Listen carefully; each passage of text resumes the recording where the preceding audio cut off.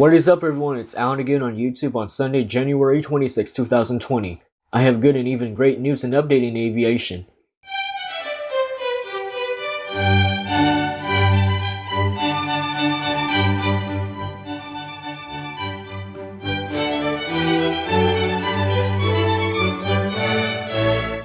Yesterday, they completed the first flight for the Boeing 777X. They took off from Paine Field in Everett and landed at Boeing Field located in Seattle area with nearly 4 hours of flying over the state of Washington. I'm very happy that this airplane just got airborne for the very first time.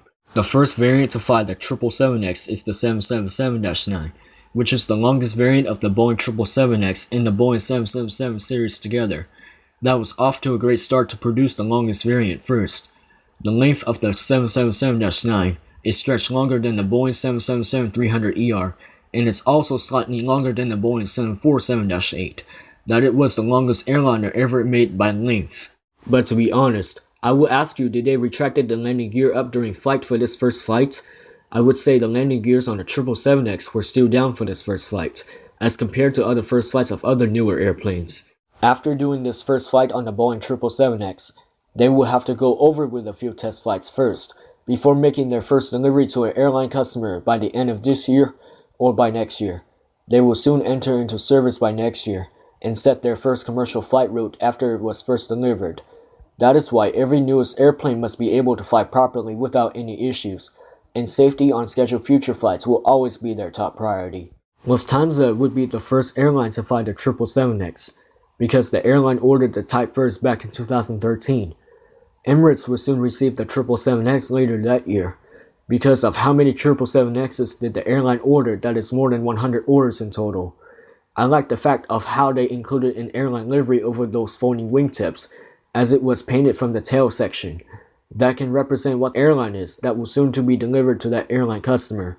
The reason why the Boeing 777X have folding wingtips, because they want to be able to fit into parking gates with those wingtips being folded, to park the same way as the Boeing 777-300ER. They have raked wingtips for longer range.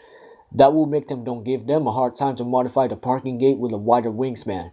That would be just like the Airbus A380 to be accommodated with a widened parking gate, but we don't want to do that to give them a hard time to make those larger planes fit into them.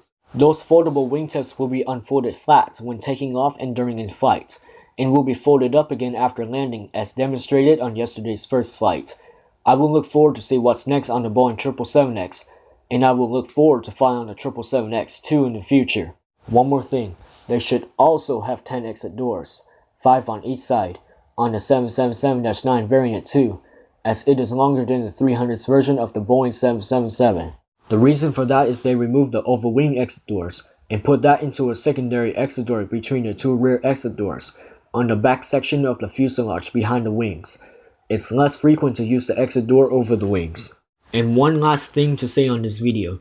During the time of first flight for the Boeing 777X, Happy Lunar New Year!